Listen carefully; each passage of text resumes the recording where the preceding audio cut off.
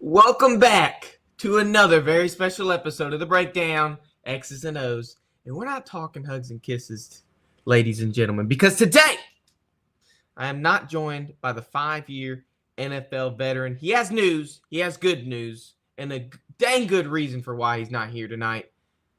We all know Nate is going through the journey of eventually becoming an NFL official, NFL referee, if you will. And so tonight he has a meeting to kind of learn the process, take some of the steps to get there. I'm happy for him. You should be too. But unfortunately, he could not make it tonight due to that commitment. But I always come prepared. And I brought a familiar face, a man who can do justice to the segment that follows the intro to tonight's show. Let me introduce the co-host for tonight's show, my good buddy, Mr. Noah Brown. What up? Nice to be on the show. I didn't know that about Nate. That's nice that he's got that interview. Yes. I'm happy for bro. As long as he gives me good reasons of not making the breakdown. He usually just doesn't miss to miss. He usually has good reasons. Big dog moving up. But what's up, Noah? I'm doing good. Getting back in the groove of school after spring break. I'd been lacking for about a week. This is the second week back. Sleeping in really late and stuff. But I kind of today took some time, to kind of reconnect with the grind a little bit. I went to bed early last night. I woke up this morning, got to campus early, knocked out some homework, and then connected with nature a little bit. I just sat out in the grove and just chilled under a tree for 3 hours and just stared at the sun. I feel at peace. And also the Rebs are in the Sweet 16 in women's and men's basketball. So it was the history for the round of 32. Yeah. And now it's even better for the Sweet 16. I don't like Ole Miss, but I'm going to give you credit where credit is due, and we're going to talk about a specific Ole Miss player in just a second. But I do want to address this. Doc Bruce's Tuesdays were still, he's got a baby on the way. So congrats. Yeah. His second child, old Bam Bam. So, next time, I know this for future reference, Bruce, so keep an eye out on Tuesday nights. Noah, is there anything else you'd like to say before we start the first segment of tonight's show? Well, what's up with you, Connor? Oh, what's up with me? Yeah. Well, I don't really have a ticker for that, but hold up. Let me make it real quick. Well, you don't have I'm doing good. That was quick. I'm doing good. Like you said, we took a nice little break. I went to Texas for the week and spring break, and I'm trying to catch up on everything that I kind of pushed back towards. I still have a midterm to write. That's 1,500 words. I have 2 writing assignments to do in that same class. Luckily, they're only 2 pages long, but I still have a lot of writing to do. You know, writing more than anybody, being an English major. You got it though. Yeah. You got it. No, I'm not scared or anything. I'll just set it up good. But I heard, is it this weekend? I that you're wanting to go back home for a specific mural? No, that's next weekend. Next I week. think. Actually, Okay. I have no idea.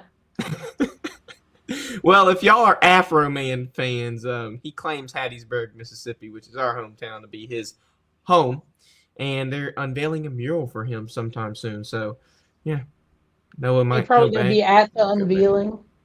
Yeah, he'll be My at the my ceremony. mom's like my mom's like in charge of murals in our hometown. That's like her job. She like basically studies crap. I don't know. Oh, but yeah, I might be going home. Well, it's good news for the hometown, but I'm not here to talk about good news, Noah. Let me introduce the first segment of today's show, the devastating news. See what I did there? See what I did there? See what I did there? All right. Who is the best quarterback in the 2025 NFL draft? That is the question Noah and I are going to be answering today. And specifically, I want to shed light on, I hate to say it, Ole Miss starting quarterback Jackson Dart. If he's the best QB in this draft class, does he have the potential to be the best QB? Does he have the highest ceiling, the highest floor, the lowest ceiling? Is he projected to go first round? Where exactly is Jackson Dart supposed to go? But before that, we pretty much know Cam Ward and Shedeur Sanders are fighting for that QB1 spot based on analysts, based on the combine, just based on everything we've seen. But today, Cam Ward balled out at the Miami Pro Day. We are in the thick of college pro days. Each day they do several of them, and today was Miami's Pro Day, and it is the perfect timing for that because today Adam Schefter said this for the Titans, who own the first overall pick. Cam Ward is the projected first overall pick. But this is what Adam Schefter had to say about Tennessee. Tennessee will hold an additional private workout with potential number 1 overall pick Cam Ward. The Titans have become increasingly impressed with Ward, and while they are expected to listen to offers for the number 1 overall pick, it would now take an even stronger package to acquire the draft's top selection. We saw last week in my 2.0. I had the Giants trading up because that was in the news. That's what I heard. That's what I was researching. A lot of analysts were pointing out, hey, the draft might move up and take Cam Ward at number 1. They just signed Russell Wilson to a deal, so that probably won't happen. Titans stay at number 1. We'll have to see for the 3.0 mock draft. April 22nd, draft week. But I want to talk about Cam Ward for just a second because this is the guy who I think is probably the best quarterback, him or Dart. I don't like Shedeur that much, and I think we can agree on that. I don't either. And I did during the season. And I kind of, a little while after the season ended, I locked in on some Shedeur Sanders tape, and it's just like, I think his stats are a little misleading, and I don't like his awareness at all. And we've only seen him play in the Power 5 for 2 years. It's just weird. I think Shedeur is one of the better QBs in this class, but I don't know if that's saying much because this isn't a great QB class in my opinion. Well, if we look back in 2023, Colorado had the most sacks to a quarter, not defensively. They allowed the most sacks in the entire country, which is awful. And people want to say, oh, it was the O-line. It was the O-line. Shedeur loves running out the pocket. And that is detrimental in terms of sacks. So a lot of people wanted to blame it on the O-line. What happens when Deion goes to the transfer portal and gets a bunch of O-linemen? The same thing happens in 2024. It's a lot less prevalent, but it happens. Shedeur Sanders was sacked 42 times this year. Yes. I mean, I think that is a third less than what it was. I think it was over 120. Really? It was crazy. I mean, it was a number, I think it was like 121. I have to look that up, but 42 is still insane, though. I don't know the exact numbers for Dart and Ward getting sacked, but I know it's I know it's under 30 for both of them, like under 25 probably. It Like has to it's, be. and I can't blame the full line because I watched Shador Sanders. What he does, it's not even that he scrambles out of the pocket or anything. He is not a runner. He had negative 50 rushing yards this year. He like just steps backwards 10 feet into the pocket. Like he just like spends all the time in the world in the pocket and he just like shuffles back, shuffles back. Next thing you know, he gets sacked because he can't decide who to throw it to. Can't get And rid of the ball. that is simply what I've noticed with Shador. I know I said I wanted to talk about Cam, and we will, but we take the bad news first on the breakdown. Shador, Devastating news, you mean? yes, the devastating news. Thank you, Noah. Shador, his first read is never correct. He has a problem reading, and Nate's like, Yes. oh well, he's trained with the greatest of all time. He's trained with Tom Brady, and it's like, dude, just because he trained with Tom Brady, the GOAT, doesn't Don't make him the Tom best Brady. quarterback. Yeah. Don't make him the best quarterback in this draft class. He is, I've noticed, not a very good decision maker.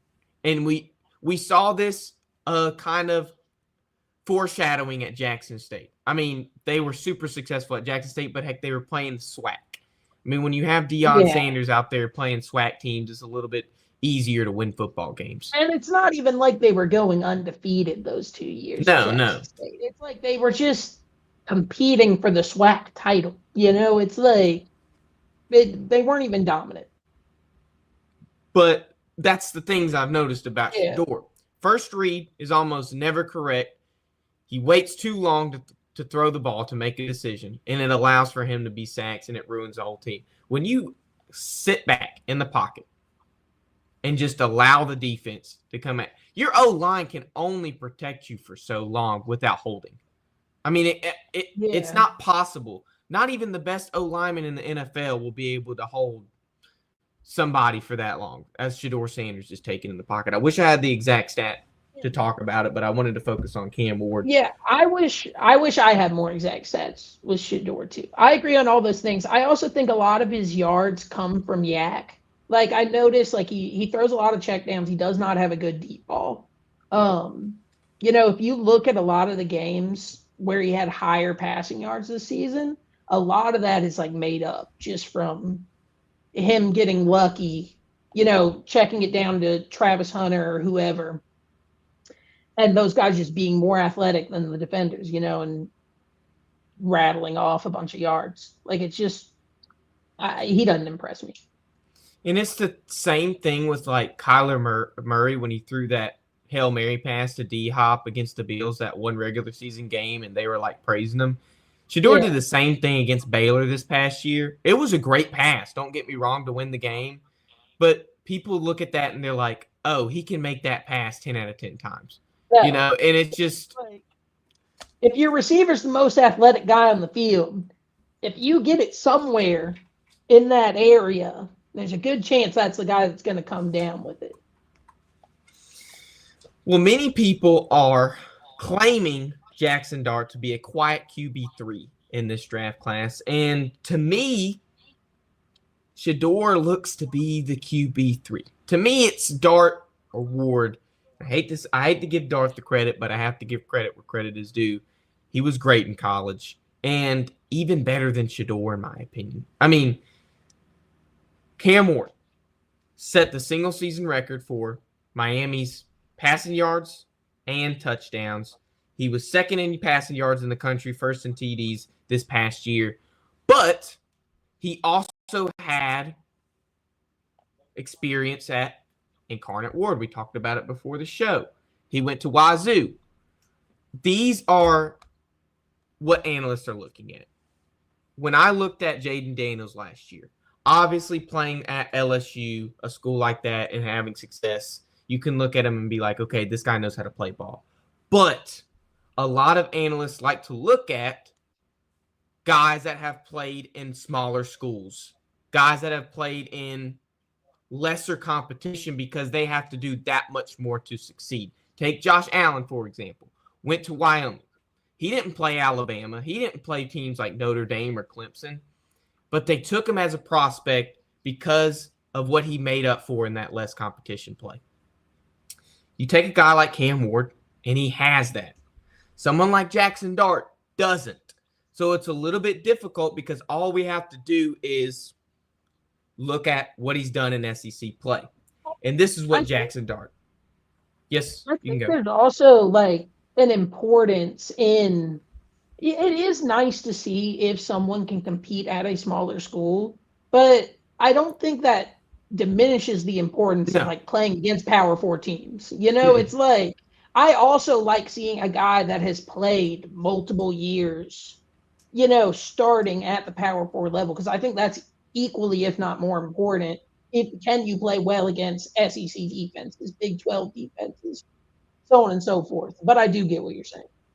Well, let's talk about a guy that has played against these SEC defenses. So Jackson Dart, he starts at USC, doesn't get much playing time, and he goes Lane Kiffin to Ole Miss, transfer to Ole Miss, and he improves every single year at Ole Miss. Every year, Jackson Dart gets better. Let's talk about this past season, 2024. 4,279 passing yards, 69.3% completion on those passes. He had 29 touchdowns to 6 interceptions, and he led the country in yards gained per pass attempt with 10.8 And yards point per play, which is efficient football. I mean, that's efficient football. If you look at that 10.8 and say, look, that led the country, Jackson Dart is getting a first down every time that ball leaves his yes. hand. That's amazing. I mean, you got to give credit where credit is due. The guy knows how to extend a play. The guy knows how to find an open receiver. Much less like Shedeur Sanders, he knows how to read, which was a big knock on Jackson Dart. People didn't know if he was going to be able to read a defense at the next level because he struggled so much in his first year at SEC play. It's gotten better with time, but I think simply because of Lane Kiffin's scheme at Ole Miss, it requires him to not have to read a defense as much. A lot of the weight is off his shoulders because of Kiffin's That is contributions a across the major board. knock that you to me that is one of the biggest knocks, if not the biggest knock you could give on Jackson Dart. You know, I've watched him play in person for 2 years. I've seen a lot of Jackson Dart, but admittedly, Ole Miss does run a very college offense. You know, it's like it's not it's not built in a way that's going to force you to make those reads, like you said. You know, it's not similar to an NFL offense, the way it's structured. So I could definitely see there being like trouble at the next level, him transferring that because this is the only offense he's really ever played at this level. You know, like I don't know if he fully knows how to adjust, but we'll see, you know? And that's the only issue with Dart. I I love think so. everything. I think he played great in the combine. I think he did a great combine showing. The only thing is he going to be another Zach Wilson? That's the only issue. A guy who did really good at the combine, got drafted high, and then didn't do much after that. Like calling Dart a Zach Wilson type prospect is actually, I think that's kind of disrespectful to his body of work when you think about it, because I think a lot of this talk between these three prospects in particular kind of says something about a larger problem with how we view prospects. I think the reason it's so hard for us as, you know, a football community to separate from the idea of Sanders and Cam Ward, 1A and 1B quarterback, you know, these are the two guys you have to be taking, is because for so many months before the season was even over, you know, before bowl season, before combines, before the Senior Bowl, before pro days, we had already said, oh, Cam Ward's going one, Shador Sanders going two. And now it's hard to move off of that. You see that a lot, you know? Because if you actually look at the stats, like it should be the conversation should be like 1A, 1B, 1C, if anything. Because like it passing yards, for example, these guys are 2, 3, and 4 in passing yards in the country. They all excel at different things. You know, like because like I said, I don't like Sanders that much, but I think he's the most accurate of these three guys. You know, Cam Ward is probably I like his smoothness. I like how comfortable he looks, you know, when he's playing. And also he had the best stats overall. Like he had more passing yards than the other two, even though it was close. And didn't you say he led the country in touchdowns? He had 10 more Yeah, than Dart this season. yeah, like that's great, you know. And so they all exceed at different things, but like Dart, you know, like he's a much better runner than either of these two guys. He has an underrated run game, you know. Sanders can't scramble at all. And Cam Ward doesn't really scramble that much. Jackson Dart had over 300 more yards, or over 200 more yards rushing than Cam Ward this year. You know, so it's like I think they all have very similar stats. Are very They each excel at different places, and I think we just shouldn't even be like talking about is Jackson Dart QB3. It should be which one of these three guys is QB1. Now, there is not a single quarterback in this draft class that I feel as strongly towards as I did with CJ Stroud in 23 and Jaden Daniels in 24. But I'm going to make a bold prediction right here on the breakdown. If these three guys are all starters in 2025, I think Jackson Dart will be the one that has success, that finds success the fastest. That is going to be my prediction. And it's hard for me to say that to an Ole Miss guy, but just what I've watched, I like Cam Ward. If he goes to Tennessee, it's going to take a minute, especially there's more problems than just quarterback at Tennessee. It's not going to be just like that with like D'Amico Ryans in Houston where they just turned it around. It's not going to be like that this year. Or Dan Quinn in Washington. I feel like it's very dependent on where Dart goes for sure. Because, you know, I think he is a first round prospect. I don't think he's a first round prospect in most draft classes. I don't know if any of these guys are. You know, I know this might be out of pocket, but I'm probably taking JJ McCarthy over any of these guys. And I think JJ McCarthy wasn't even that good. It's just like I don't love this draft class at all at the quarterback position. But it's like I think not being a first round like prospect would actually probably serve draft better. You know, like not going in this top 10 would serve him better because if he can land on a team, you know, that's kind of a middle of the pack team that already has like a bridge quarterback or something where he's not like forced to start week 1, then I see him developing really well, you know, and performing. If he comes in, you know, midway through the season, a quarter way through the season, whatever. Because I think I don't know. I think he'll crumble under pressure if he has to play week 1. I don't see Dart falling past the second round, but the highest I see Dart going is not number 9 to the New Orleans Saints, whatever Mel Kiper's smoking. Now, if this were to happen, at number 21 overall are the Pittsburgh Steelers. They have a decision to make right there. They don't have a quarterback in mind for the 2025 season. If Jackson Dart were to go in and be that quarterback, could we see him finding success in Pittsburgh? Keep in mind, not too long ago, in 21, you drafted Kenny Pickett 20th overall. So, you're right there. What's the verdict on that, Noah? You know, so he would have to start week 1 in that situation, right? Like Steelers literally don't have a quarterback, No. Right? No. Like, I mean, they brought back Mason Rudolph, I think. Would be a good spot for him. You know, it's better than, you know, if he goes to a team like the Raiders or the Jets or the Giants, Browns, whoever, Saints even, crappy teams, you know, it's just going to be awful, I think. I think that goes for most quarterbacks, you know, especially these guys. But I think the Steelers, I don't know. I think that I think he'd be better than Mason Rudolph or something. But I don't know if that's the spot for him. That where he's really going to succeed because the Steelers kind of have like their offense is always like puzzling. You know what I mean? It's they don't, and I know they're trying to put more into the offense this off season and whatnot, but any young quarterback going to the Steelers kind of concerns me. Like Kenny Pickett when he got taken 20th overall a couple years ago, that was concerning. It's like Why are you sticking him in this system? It's just, I don't love that.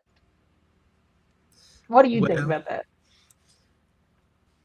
About the Steelers I think and the Steelers are probably, as of 2025, once we get there, the best situation for a rookie quarterback to walk into in terms of really? need, because you have a defense that can stay on the field long enough for you to control yourself and not have that pressure on you once you get on the field. A defense that you will not be playing behind every game, which is really good for a rookie quarterback. If a rookie quarterback has to get in and have to play behind every time, it's a bad situation from the get-go, because you have that unnecessary pressure on a rookie quarterback in a situation where your defense is not good. But now you have a situation where Mike Tomlin has never been under 500 in his entire tenure in Pittsburgh, which could be very beneficial for a rookie quarterback because you're going to have competitive play. The Steelers made the playoffs 2 years in a row with a different And quarterback both lost in the years first round. and lost in the first round, but you still made the playoffs. You still made it. I mean, you made the playoffs over a Broncos team, a good Broncos team. You made the playoffs with pretty much just your defense. Are you going to keep Mason Rudolph, or are you going to bring a guy in like Jackson Dart? They definitely do need to bring a guy in.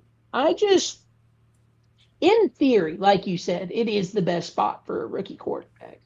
But it's like the Kenny Pickett situation was such a disaster that it just like, I think it's the best spot for a rookie quarterback in the sense that it's comfortable, but I don't know if it gives you a environment to bloom and like actually develop into a successful quarterback. Because sure, did Kenny Pickett probably make the playoffs with the Steelers? Did he probably do decent? But now what is Kenny Pickett doing? Like falling over himself every time he gets to play snaps, as the Eagles' backup quarterback.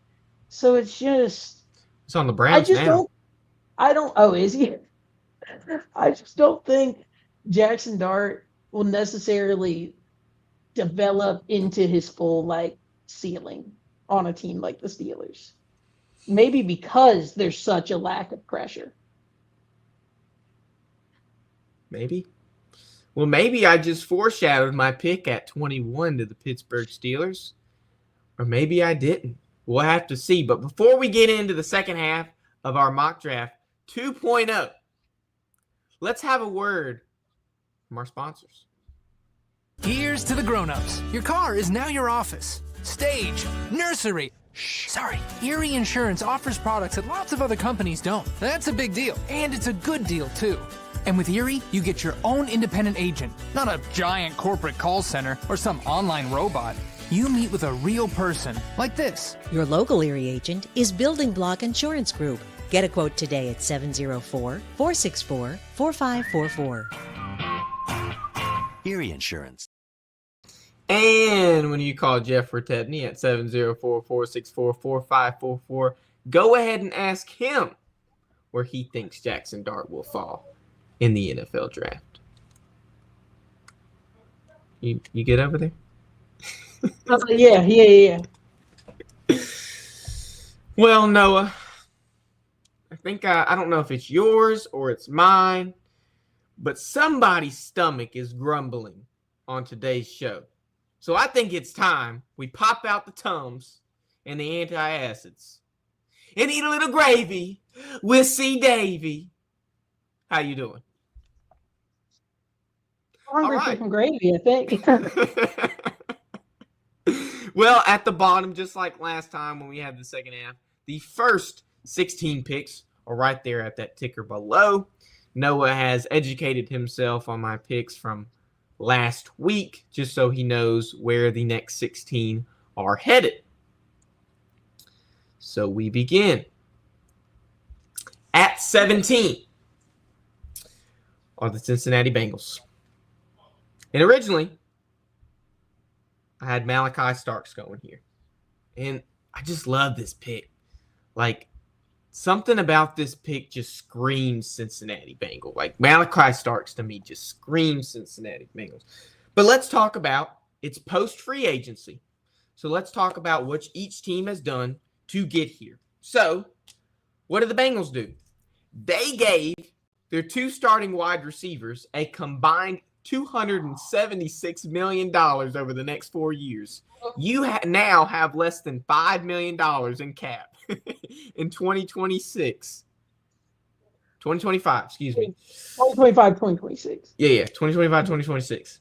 When the salary cap has increased 10% in this next coming year. I mean, that's a little Mickey Loomis-ish to me, is what the Cincinnati Bengals are doing. Now, you have the 25th ranked defense in 2024.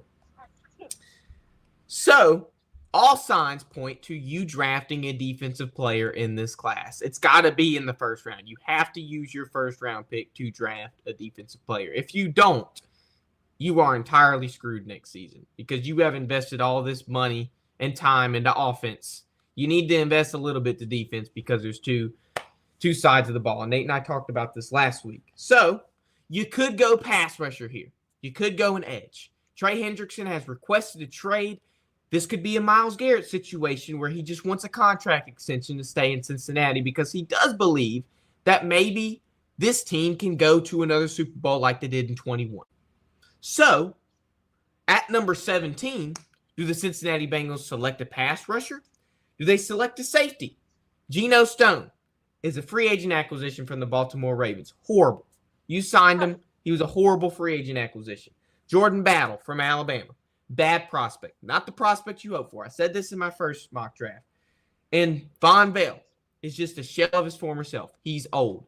You have to get a guy in your third level of your defense that knows how to play ball. You just re-signed B.J. Hill, your D tackle, to an extension. You got somebody on the D-line for now. Maybe you re-signed Trey Hendrickson. But until then, I'm going to stick with my gut and say at 17, the Bengals select Malachi Starks. Just love this pick, no. Yeah, I do too. I think I've been saying this all offseason. If you're the Bengals, you take the best defensive player available. And I think even more clearly now, you don't need to go edge or something. You need a DB. And Malachi Starks, certainly the best DB available at 17. So I love the pick. So let's go 18. Seattle Seahawks. Originally, I had Armand Membao, tackle out of Missouri. This guy did so good at the combine. I had to put him number 12 of the Cowboys. So he is not available. But let's talk about what they did in free agency. Sam Darnold signs a 3-year, $100 million deal with $55 million guaranteed to the Seattle Seahawks. They're trying to do another Geno Smith experiment where they get an old veteran quarterback, guy that hasn't found much success in previous years, and see if he can turn his career around. Give him a second chance. So let's go ahead and shovel $33 million a year into a guy that played good for one. But the best way to give Sam Darnold a chance, giving him all this money, is to fortify your O-line just like you did with Geno Smith. Do the exact same thing you did with Geno Smith if you want Sam Darnold to work out. So at 18, a couple picks higher than I had in my last mock draft, I think the Seahawks take Tyler Booker, guard out of Alabama. My question is, I agree they need to fortify their O-line, but who the heck is Sam Darnold throwing to next year? That's the kind of the one thing, to play devil's advocate.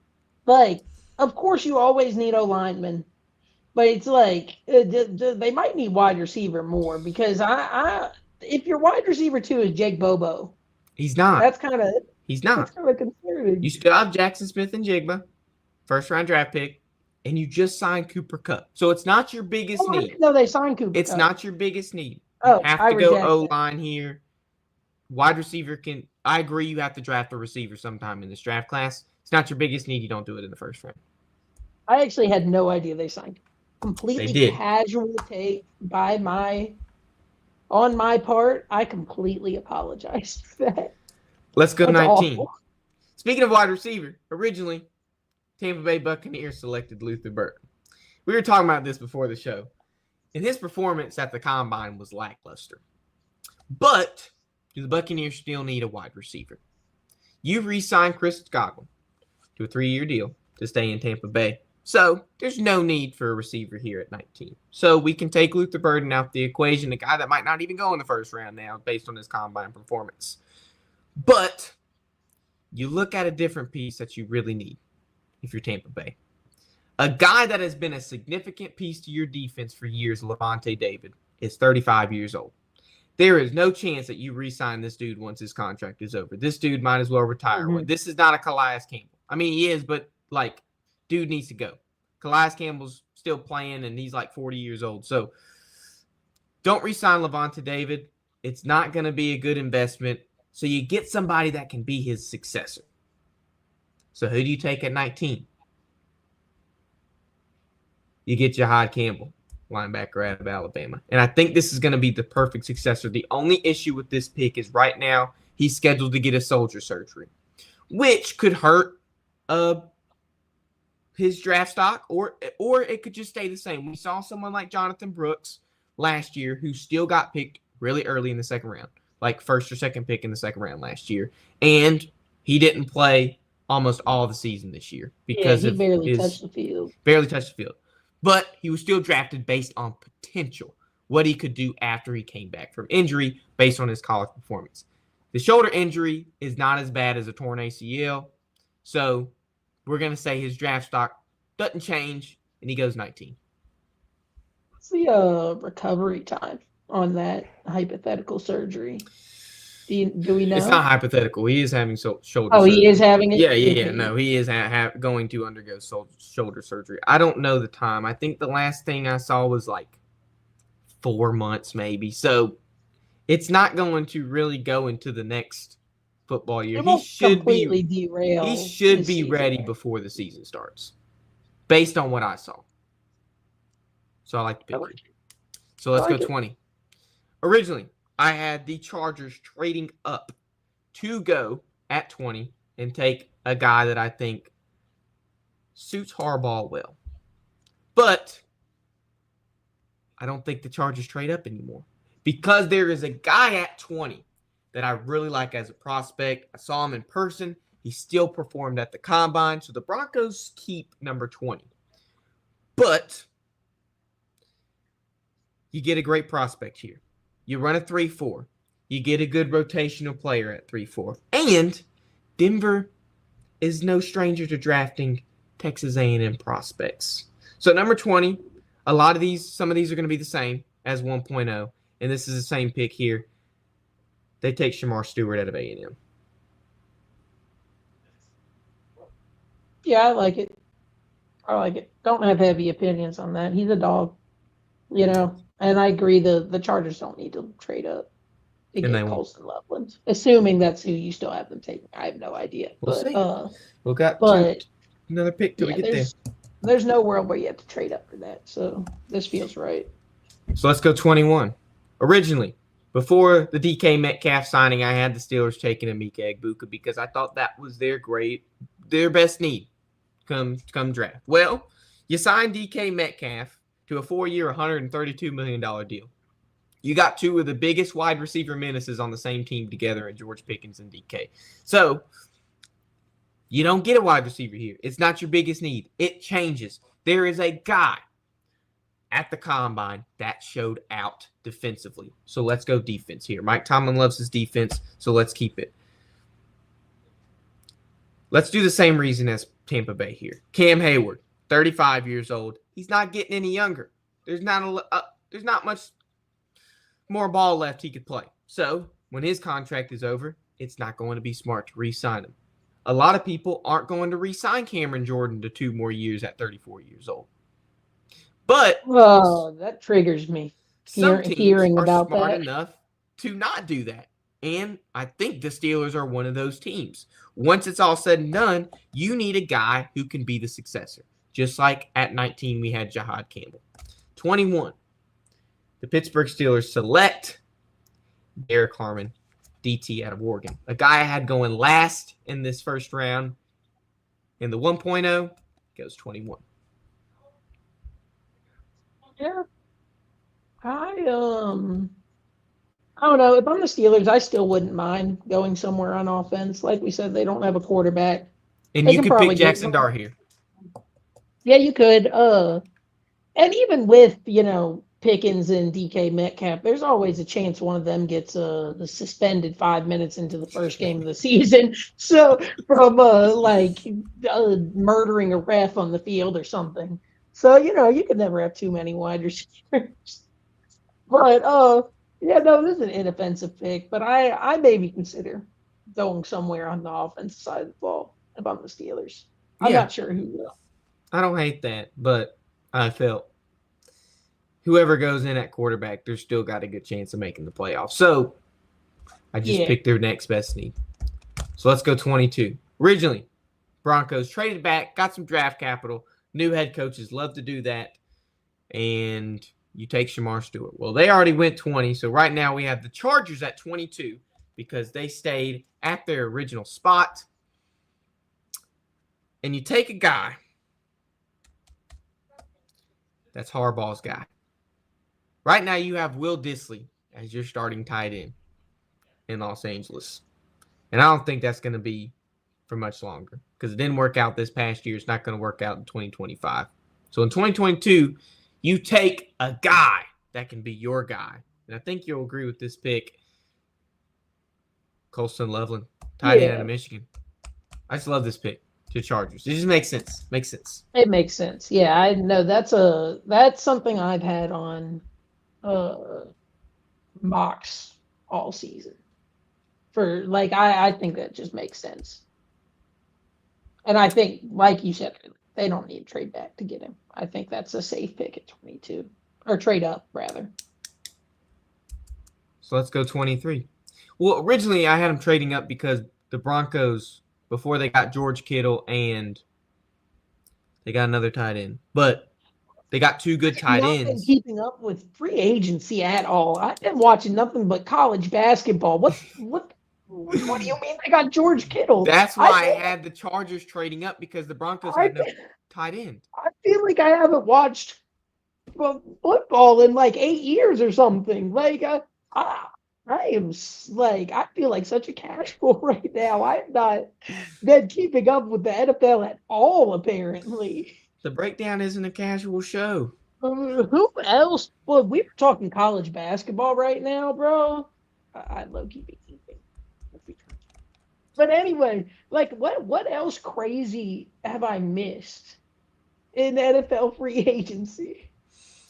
I'd answer that question if we weren't on such a strict time schedule. But we have to keep going.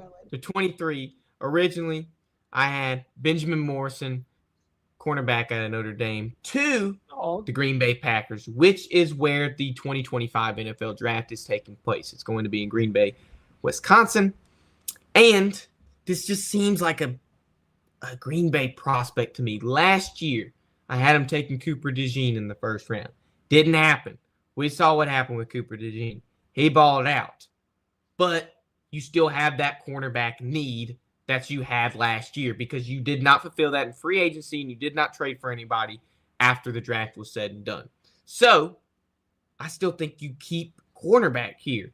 You still have no new news for Jair Alexander in Green Bay. Don't know if he's going to get traded, if they're going to extend him, what's going on there. So, you got to be safe rather than sorry. So, if Jair does leave, you get a cornerback to replace him. Because right now you don't really have any besides a young Georgia player that I can't remember his name. Georgia secondary. But at 23, you pick cornerback and you go Benjamin Morrison. Oh my gosh. This just seems like Green Bay prospect. So much. Yep, it's the same. No, I love Benjamin Morrison. I love the entire Notre Dame secondary for this past year. I think they're all dogs. I think they're all going to succeed. I love Xavier Watts too. Oh yeah. Great. Whoever takes him is gonna have a dog on their hands, I think. Javon Bullard is who I was thinking of. But yes. Let's go to 24. Originally, Minnesota Vikings take Tyler Booker. Well, he is nowhere to be found. He's wearing a Seahawks jersey with number 1 written in the front and the back of it with his name right on his shoulders. So let's think about what the Vikings did and what happened today. So today we talked about J.J. McCarthy earlier. He said the Vikings have not notified him on if he is QB1 for the 2025 season or not. You have no idea who your starting quarterback is I in actually Minnesota. saw that. That is Yes. one thing I did see. There you go. So whoever you have there, you still need to make sure they're going to succeed. And this is the story of every single quarterback situation I have in this draft, because it's the only way to make sure a draft quarterback succeeds. I mean, we can't pull a Caleb Williams only giving him weapons and no O-line, right? Because we saw what happened there. The guy that was supposed to be the best Bears quarterback year 1 ever, we saw what happened. He didn't have an O-line good enough for him to be the best Bears quarterback ever. So whoever you have in Minnesota at QB in 2025, you have to give them a chance to succeed. I think Kevin O'Connell will do a great job, whoever is there. But a guy you have not seen before in this first round, the Minnesota Vikings take Gray Zabel, O-line out of North Dakota State. This is a guy I saw at the Senior Bowl. And I have O-line on here because this dude can literally play any position on the line. He took snaps on every single position on the line. Center, guard, tackle, every position. And he was good at any one of them. So if you are lacking on your O-line, pick a guy that can do it all. Gray Zabel at 24. I don't hate it. I like Gray Zabel. That's probably the best O-lineman still available at this point in the draft. So Probably. if you have to go O-line, it's probably, there's a couple different positions, I think. I think the Vikings could maybe go, but I think they're a very complete roster. So it's like, kind of just buff up what you can. I think once the first O-lineman gets drafted, like there's obviously a clear number 1 O-line most of the time in every draft. Once the first one gets drafted, there is not a single way to know what O-line is going to go next, because teams will like a different O-line. Like I didn't have J.C. Latham going until I think I had him going to the Saints last year. He went all the way up to like 7 to the Titans in last year's draft. So it's like there's no way to predict where these O-linemen are going to go. And you never know who's going to draft O-line either. Like literally, that's a position every team always needs. In depth, I mean, people will draft him in the first round just for depth and keep him there. But we go to 25, and it is the Houston Texans. And originally, I had your boy Walter Nolan here. And it just made sense because they didn't have a D tackle. Well, now let's see what the Texans did in free agency for their D line. You extend Daniil Hunter, you extend Sheldon Rankins to play your inside, and you get a veteran defensive tackle, Mario Edwards, to play backup for Sheldon Rankins. So you pretty much did a good need for your defensive line. But now I have to see what the biggest need is for the Houston Texans, because now it's not defensive line. But we just said everybody needs offensive linemen. Yes. So let's see what the Texans did. In my opinion, there has not been a offensive superstar as good as Laramie Tunsil on the Houston Texans in the past 10 seasons. Maybe not even Deshaun Watson was better than Laramie Tunsil was on that offense in Houston. That's how good Laramie Tunsil is, dude. You're putting Laramie Tunsil above D-Hop? Deshaun. Oh, D-Hop his last couple years? Yeah, probably. But if we're talking about the last 10 years, D-Hop, prime D-Hop? Yeah, maybe D-Hop. But other than that, it's tumbleweeds. Because Laramie Tunsil is the guy. But you trade him away. He's done. He goes to Washington for a can't remember the pick. He goes to a pick. And then you sign Cam Robinson to fill that need. So now you don't really have an offensive lineman need. But we ask the same question every mock draft once we get to the bottom couple teams. what prevented you from making it further into the playoffs? What prevented you from advancing into the next round? And for the Texans, CJ Stroud was eat up by defenses in that playoffs. Eat up. Fighting for his life. So it's like, you can never have too many O linemen. So why not give him another O lineman?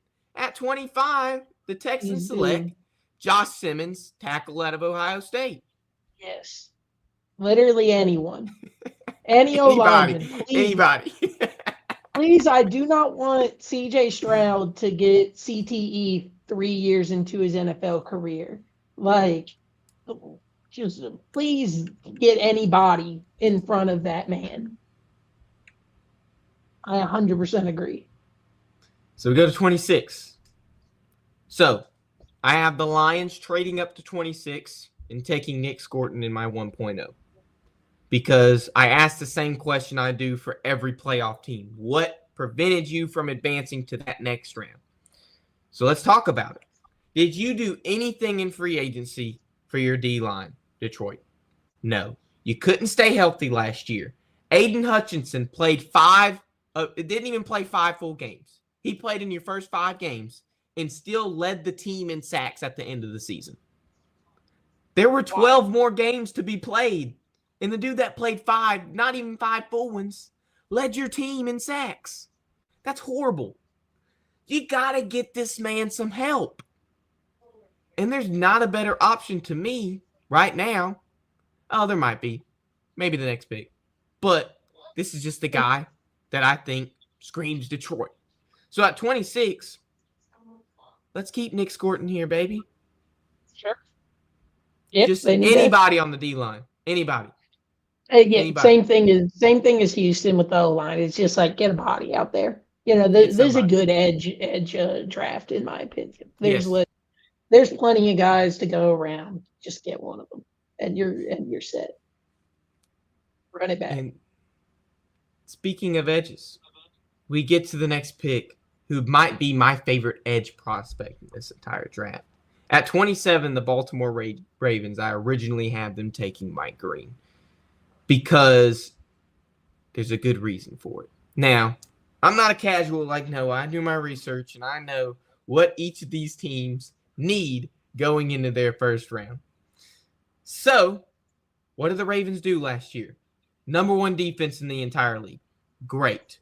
But what was that D-line looking like? Your starting D lineman combined for 22 of your sacks. Just your starting D lineman. 22, they combined for 22 sacks in 2024. Kyle Van Noy and Matabute combined for 19 of those 22. 2 players on your 4-down D lineman defense combined for 19. In my opinion, you got to spread the wealth. There is no reason 2 other guys should only have 3 combined sacks starting on your defensive lineman. It just can't happen. It can't happen. So, that's why I had Mike Green going here. You didn't do anything in free agency to fulfill that need. So at 27, let's draft Thunder and Herd. Mike Green. Wait. And I know you're a part-time Ravens fan, so how do you feel about this? I am a part-time Ravens fan. I think, like, Mike Green's not a bad prospect by any means. He's a great prospect. I think you glaze him a little bit. You've been glazing that man for probably 6 months. Like, he probably is the best edge available at this point. In the draft, in your mock draft. I just don't know if that's who I take. I almost rather take a D tackle. If I'm the Ravens. Well, that's the great thing about Mike Green is he can play inside too. I'm glad you said that. Did he play a good amount inside at Marshall? He played, so well, not at Marshall, but once you go to like the Senior Bowl and everything, they test you in those positions. Yeah, Mike Green walked on the field, played a couple snaps outside, won every single one of them, played a snap inside, won every single one of them, and walked off the field and didn't come back to the field the whole rest of the week. That is how good Mike Green did that week. So that's why I glaze him just a little bit.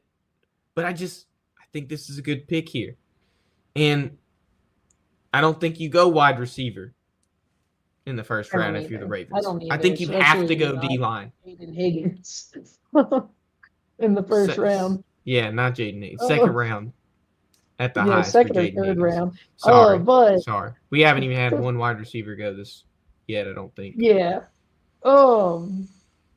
Yeah, I don't know. If I'm specifically trying to fill the D tackle need, where as a part-time Ravens fan, that's a need I'm think is more pertinent to fill. I'd rather have someone that has a large body of work at that position, and not just some play there. So maybe I'm looking at someone like Walter Nolan here at 27. And I don't hate that. I had him going 25 to the Texans last mock draft. I don't hate Walter Nolan. I think he'll fall somewhere in these playoff teams. In this section. But we go 28, and originally I have the Rams trading back with the Lions. I fulfill that in 2.0 and say the Rams stay at 28. They make the same trade. And this was the issue with the Rams. It's the same explanation I had in last mock draft. You have to protect an aging Matt Stafford to ensure you have the protection for the next guy in line, the next guy who takes over the offense. Because in my mind, Matt Stafford isn't going to continue to play at the elite level he is currently playing at for too much longer. I would say in the next 4 years, probably, Matt Stafford will be ready to hang it up. And that is probably the timeline that would be good to draft an O-lineman. 4 years, that's a rookie deal. You get a 5th year for your first round draft pick. So let's draft one now while Matt Stafford is still playing at a high level. So we see what we have once we get a new guy in. So for this one, I just like this pick. So I kept it. At 28, Cameron Williams goes to the Rams. You don't need a receiver. You trade away Cup. Got rid of Cup, and you got someone like Devontae Adams. Yeah, they got Devontae Adams. I knew that. So you get a lineman. Like you said, you can't ever have too many. Mm-hmm. Now, this next pick, though, is probably the best pick in the 2.0 at 29. Originally, is the Washington Commanders. So I had him picking Josh Simmons. You didn't really have a tackle, but you traded for Laramie Tunsil. So I think that position is filled. Laramie Tunsil's still playing at a good level, and you still have a guard playing at starting tackle in Andrew Wiley. But you have good enough depth that if Andrew Wiley ends up not being able to play outside as well as you think he is, move him to interior, bring someone like Brendan Coleman in to play that other tackle spot like you had before. So, for me, tackle's not the biggest need right now. But there's another need on offense that tickled my fancy. As I was looking post-combine for certain players to highlight, certain players I thought would be good fit to the Washington Commanders, it became more and more obvious who they needed at 29. Jaden Daniels, amazing campaign. I shouted it from the mountaintops before the 2024 season, came to fruition, and this is the problem with Washington. Your quarterback was your team's leading rusher in 2024 with 891 rushing yards. That cannot happen. You have a position called a running back that is supposed to fulfill that has the most rushing yards on your team. Gene T goes 6 to the Raiders in this mock. It is only a matter of time before the next running back goes 2. But anything higher than this spot might be a reach for this. Originally, I wanted the Cowboys to draft a running back at 12, but I think it's too high of a reach for the next guy in line, a guy that did really good in the combine, a guy that was third in rushing yards in the country with 1,660. Noah, at 29, the Washington Commanders select Marion Hampton, running back out of North Carolina. My one question with this, actually, I think this is a great pick. I think it's kind of unconventional. I didn't even think about a running back to Washington. That didn't cross my mind, but it certainly makes sense when Austin Eckler's your starting running back It's at Brian 100 years Robinson old. Jr. Oh, they have both of them. Yeah, but I don't know if Marion Hampton falls that far. He had such a great combine, he might not. I think this is really like, this might sound crazy, but I think this is like a class where we could see 3 or 4 running backs go in the first round. Like, and certainly if that is the case, he will be the second one off the board, of course. And For like sure. he 100%. could go, there's a couple teams in the top 15 outside of the Raiders that I could see like drafting him. Like maybe the Bears, maybe the Cowboys, like you said. If he falls to them, this is a fantastic pick. I wonder if he will or not. It'll be interesting to see. But in this mock, he does. So let's go to 30. 3 more picks. Originally, I love this prospect, Nick Emmanwori. I loved his game at South Carolina. He was a pivotal player in their 9-win season this past year, and South Carolina was so fun to watch defensively. I mean, Shane Beamer had him right in special teams, had him right defensively, and got Lenore Sellers at offense. So, I mean, that South Carolina team has just been so great. And this was a guy, a leader on that team that made that defense so great. But as of right now at 30, and I mean no disrespect, I said this in the 1.0, you have DeMar Hamlin as your starting safety. That is not good to me. That is not good to me. DeMar Hamlin. Did Florida ever play slightly decent this year? Not good enough to be a starting safety. Because of his story, he is a starting safety, not because of his play. And I hate to say that. That is the truth. But you could use a wide receiver here. You lost Amari Cooper. You lost Stephon Diggs 2 years ago. You could get a wide receiver here. And somebody like Matthew Golden is still on the board. I don't think we've drafted a receiver yet. But do you go offense or you go defense? The way Josh Allen is playing, he can throw to anybody. So that's why I didn't go receiver here. And at 30, the Bills select Nick Emmanwori. I go wide receiver if I'm the Bills. I think they have a trash wide receiver room. Who'd they draft in the? Well, I guess they traded out of the first. They got Keon Coleman. Keon Coleman, yes, and the first pick of the second round or something. I think they traded back.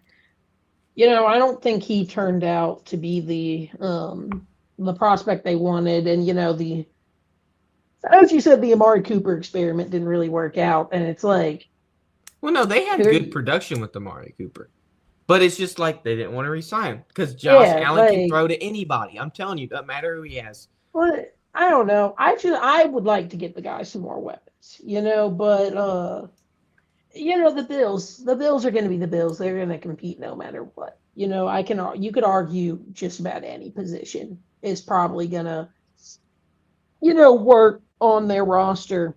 But I think I prioritize wide receiver here if I'm the Bills. Well, remember that question. What led you to not making it farther in the playoffs? And that third level was awful against the Chiefs. I mean, you just got to fix it up. And that's the question I asked these last 6 picks. You got to get a safety. So at 30, that's the pick. So let's go 31. Originally, Matthew Golden, wide receiver out of Texas, goes to the Chiefs. How can you let this happen again? 2 years in a row.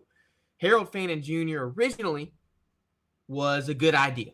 Now, I didn't have him in the 1.0, but this is it could be a certain weapon for Mahomes. I don't know how they'll use him, but it could be something cool for Andy Reid to kind of scheme up in his mind how he wants to use it. But last year, Xavier Worthy breaks the 40-time record in the dash at 4.21, and you let him fall all the way to the Chiefs. Because maybe it was a John Ross thing, like we said earlier, where just because he has the fastest 40 time ever doesn't mean he might not be that good of a receiver, which they are wrong. Xavier Worthy panned out to be pretty good when he was on the field. Injuries sidelined him for several games throughout the season. But now we have a dude who had the fastest 40 time this year in the receiver group at 4.29 in Matthew Golden. We can now have two Texas alums play with each other in a pairing that never happened in college. Golden was at Houston 2 years before Texas. He never got to play with Worthy. So now we can make this Texas matchup, the guys that have been the best on the team in the past 2 years. Isaiah Bond's there too, but Matthew Golden kind of outperformed him this year. So let's do the pairing, Noah. At 31, the Chiefs take Matthew Golden, and the league lets it happen again. And he might not fall this far. There's a very good chance I don't think he does. Yeah.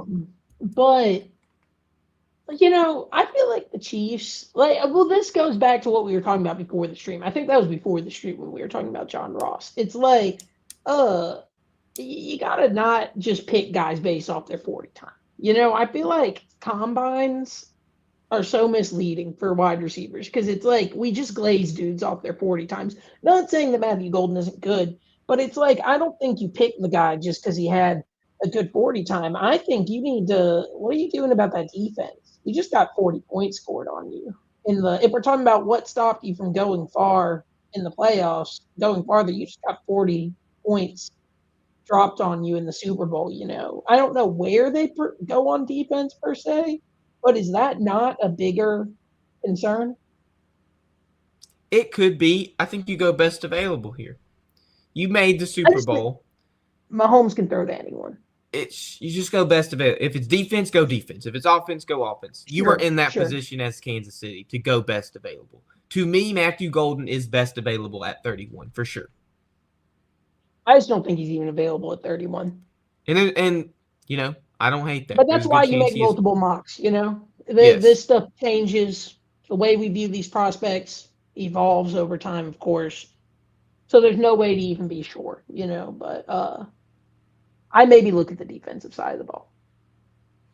So now we go to the last pick of the first round in our mock draft 2.0. Thank you for staying and watching me yap about this. I know I went a little over, and I apologize, but at 32, the Eagles take Derek Harmon, and I liked him before the combine, and now I really like him after the combine. So that's why I have him going 21. There's no way he goes 32 now. But let's think about free agency, because we didn't have it during the 1.0. You lost Milton Williams to free agency, a dude that really, really had that entire offensive line double teaming him to allow your edges to go and get sacks. A guy that did that perfectly in the Super Bowl, for example. Josh Sweat, amazing in that Super Bowl. And it was partly because of the pressure Milton Williams was able to provide on the inside. So I got to stick with my gut here. You go interior D lineman again to get a Milton Williams. It's not going to be Derek Harmon because he's already taken, but you get a guy that I had going earlier in the last mock draft that's now available at 32 that I got to personally interview that said this is the exact thing he was going to do when he gets in the league is have O-lineman double team, take on all the pressure so that the edges can go and sack the quarterback. And at 32, the last pick of our mock draft 2.0, Walter Nolan, your boy, goes to the Philadelphia Eagles. And I really like this pick, actually, now that I'm saying it out loud. This, to me, Connor, is the real how do you let it happen again? Because how do you let the Eagles just get, defensive studs, like college superstars at the freaking end of the draft every year? That's, egregious that a guy like that manages to fall to the Philadelphia Eagles. That defense was already terrorizing people this year. They don't need more. That's scary to me. And now they'll get more. I think Crazy that it 100% you go interior. I mean, you're at the for point where you can go best available. You have the best roster in football, By but you far. lost somebody that was so instrumental to your Yeah. team. You have to feel that need. Have to. It's disgusting. It's And disgusting that Walter Nolan's here. they have the option to just take someone like that at pick number 32. Like, disgusting. There's no other way to describe it. The Eagles as a whole are just a force. Well, I think it's time we take a deep breath and channel our inner Ricky Williams as we go into the last segment of today's show. I'll keep it pretty brief because I already went over, but not too brief to where you don't get the full message. So, to end off the show, Nate and I made a pact that regardless of who's here, we're going to continue at the end of the show to do the same thing. And that is starting on the high note and ending on the high note every week. So let me introduce new week, new chapter. All right. So today we had a very interesting, I'm in an honors quest class, and it's a big history class. We talk about different religions and just how we've read the Odyssey, Greek mythology, just everything, kind of covering that early part of world history. And religion plays a big part in it. And so you get to people like Confucius and his teachings, but then you really, really get into the bulk, the meat and potatoes of Christianity. And so today, our required reading before we got to class was the entire Gospel of Matthew. I know it's very difficult to talk about the entire gospel we could talk about one chapter and analyze it, but I thought that I would pull my favorite chapter out of the entire Bible, out of my favorite gospel in the entire Bible, Matthew chapter 7, and I've done a couple verses from this chapter before. So let me introduce the scripture for today, Matthew chapter 7, verse 15. And this was one of the verses that we pulled out for today, and it says, "Beware of false prophets, which come to you in sheep's clothing, but inwardly they are ravening wolves." Now, when my teacher is from Britain, he's not from America, but they have very much kind of a pretty good Christian influence over there. So he's kind of pretty Catholic right there, but not there yet.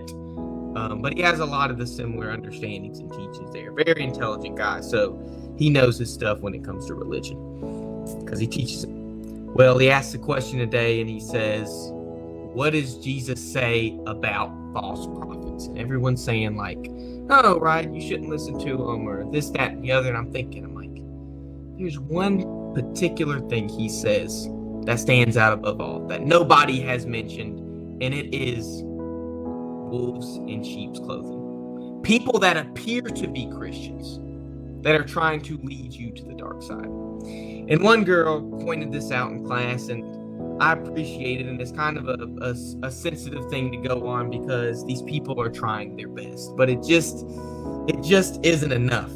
He asked the question, would Jesus be disappointed, surprised, concerned? What would Jesus feel if he came back tomorrow?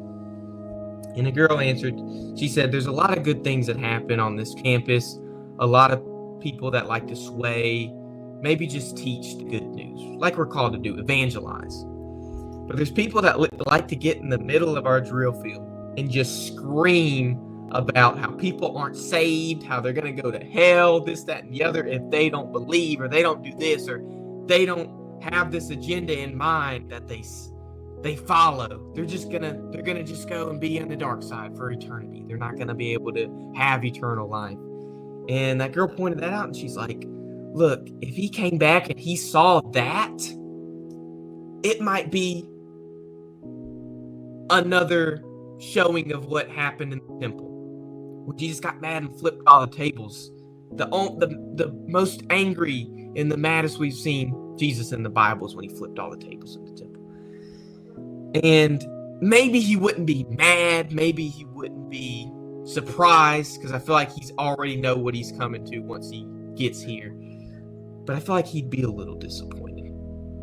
Does he want us to come across as ravening wolves and curse everybody and say, hey, if you don't do this, if you don't believe, you're going to go and not spend eternity with the one we call our Savior, the Messiah.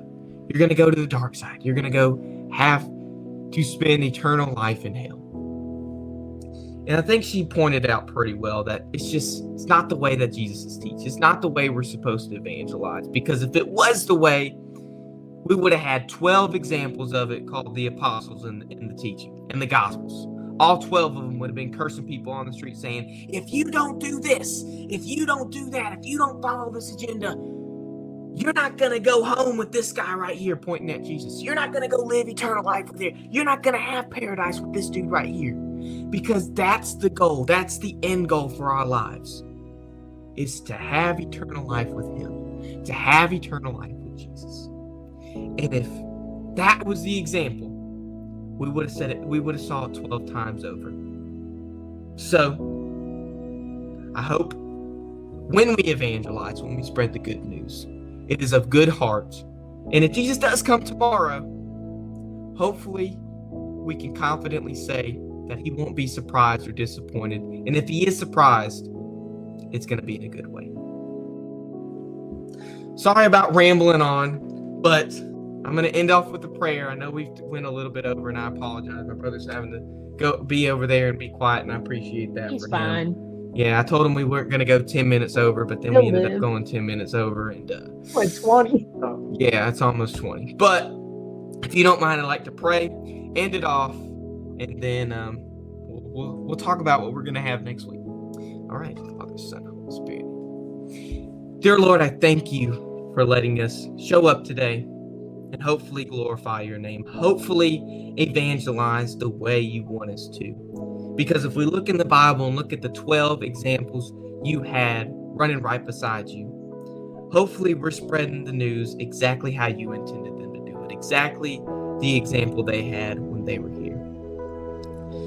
Lord, I pray that you help us live in paradise with you one day, that you help us get there, that you help us receive that eternal life, because that is our goal. That is the end goal for our lives, to be with you. Lord, I wish you watch over us for the rest of the week, that we may end this week on the high note and begin it on a high note as well, and that we continue doing and glorifying your name in everything that we do. Lord, it is in your Son's holy and precious name that we pray. Amen. All right. Kind of enjoyed that new week chapter. Yes, it was nice. Yeah. You always cook on it. You be preaching. That. Brother C Day. Appreciate that. Brother C Day. It sounds like the girl in your class was preaching too. She had she was some smart stuff to say. Most of those people are like-minded. They are all intellectuals. I mean, you're in an honors course, so you're not really going to have people that are showing up to school just to go and party and not really care about school. You have people that really care about their education and that are making the most of college, whether that be in school, for their career, the experience they have here. And so whenever you have something out the blue like that, and that's not really the experience you want, you tend to point it out. And I thank my teacher for letting us have a gospel segment for today's class, because you have an hour and 15 minutes to just talk about whatever you want and answer the questions he has at hand. Noah, is there anything you'd like to say before we end this very special episode of The Breakdown? Connor, I don't think there's anything that I have to say before we end this very special episode of The Breakdown, besides from thank you for having me on. I enjoyed hearing your mock draft and yapping about Jackson Dart a little bit. Well, thank you for being available for me to text you and come on. If you want to follow Noah, I don't really know what that is. Probably Twitter or something. That's my Instagram. Okay, well, if you want to follow him on Instagram, you can tick that. And then if you want to follow him on Twitter, you can go to Twitter under this under this social, and then go under follow, and then he'll be there. I don't even know what my Twitter handle is. I don't either. But next week, we are 1 week closer to the NFL draft. We are less than a month away, as of right now, of the NFL draft. It is a big season for the breakdown. And if you will, April 22nd is a big day. It is our fully loaded out mock draft 3.0. That is the one that matters most. That's the one where free agency, combine, every aspect of the offseason and up until the draft gets compiled into my brain, and I take it into consideration whenever I am doing my picks. So that's the one that matters, the one that you have the most information on, April 22nd. Don't forget the date. There's not a lot of news in college football. I wish there was. A couple things having to do with Stanford. They fired their coach. Maybe Andrew Luck takes over. There's a lot of things happening. That's probably the biggest news, but if it was big enough, I'd have a whole segment on it. Hopefully you enjoyed the NFL talk. Noah, I thank you again for coming on tonight and being available. But I'd like to end tonight's show by saying, do you know what I asked Nate? Do you know what I usually say at the end of the breakdown? No, I don't know what you say at the end of the breakdown. Show up next week, because we'll show up too. Don't leave us, and we won't leave you. My name is Connor Davis. I am your co-host for The Breakdown. The man beside me is not the 5-year NFL veteran. It is my best buddy, Noah Brock. We will see you. Well, I will. Maybe Noah. Depends on next week. Next week for another edition of The Breakdown, X's and O's, hopefully with Nate Nessie. Goodbye.